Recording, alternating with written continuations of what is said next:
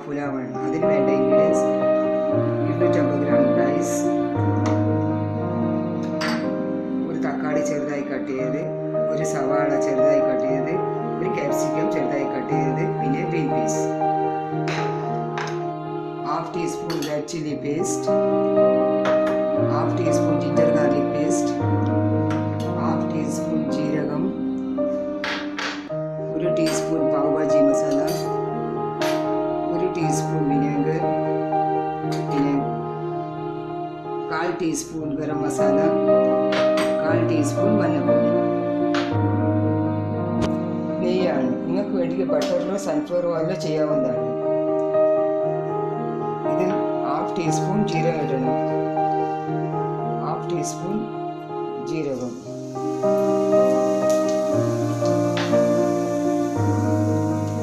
Half teaspoon ginger garlic paste,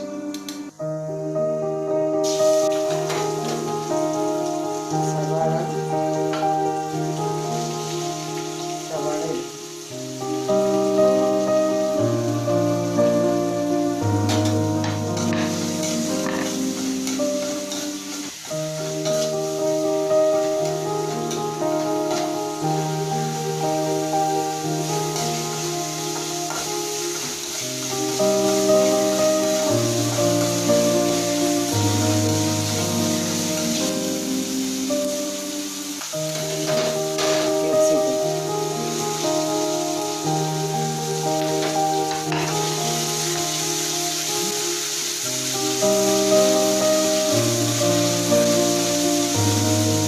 ഇതൊക്കെ law സിമ്മിൽ വെച്ച് വേണം ചെയ്യാൻ. തക്കാളി,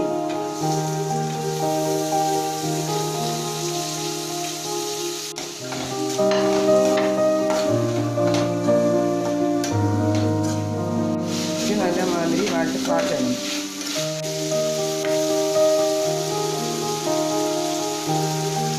half teaspoon red chilli paste,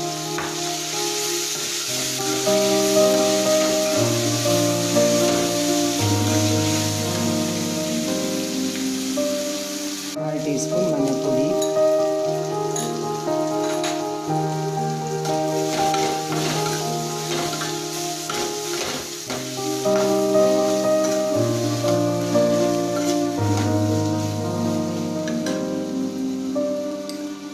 ഒരു ടേബിൾ സ്പൂൺ പാവ് ഭാജി മസാല. പാവ് ഭാജി മസാല നിങ്ങൾക്ക് കൂടുതൽ വേണ്ടിക്ക് കൂടുതൽ ഇടാം.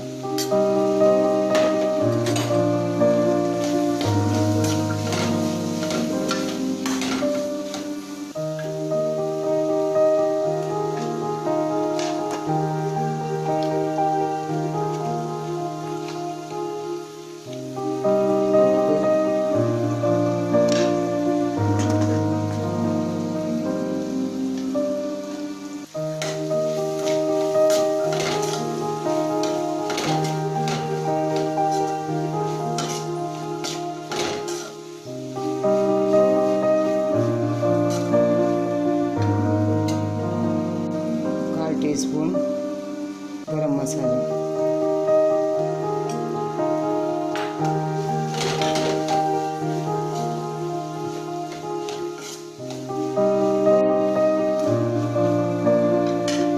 ഇത് അടച്ച് വെച്ച് ഒരു 2 മിനിറ്റ് വേവാൻ കൊടുക്കണം. 1 മിനിറ്റായി. ഇനി നമുക്ക് നോക്കാം. മസാലയൊക്കെ നല്ല മാതിരി ആയിട്ടാണ്. ഇനി ഇത് നമുക്ക് ബോയിൽ ചെയ്ത് വെച്ചിരിക്കുന്ന റൈസ് ഇട്ട് കൊടുക്കാം.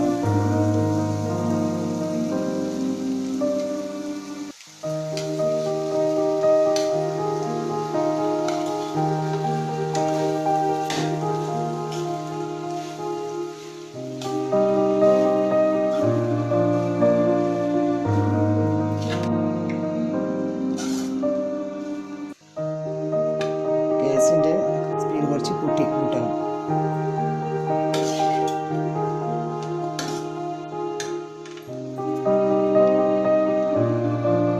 നമുക്കിതിൽ 1 ടീസ്പൂൺ വിനാഗിരി ഒഴിക്കാം.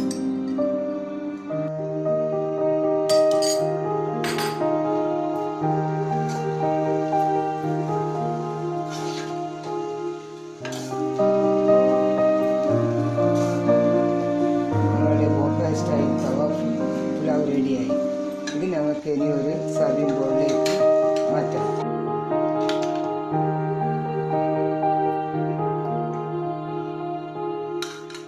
ഇനി ഞങ്ങൾക്ക് മുകളിൽ നിന്ന് മല്ലിയില ഗാർണിഷ് ചെയ്യാം.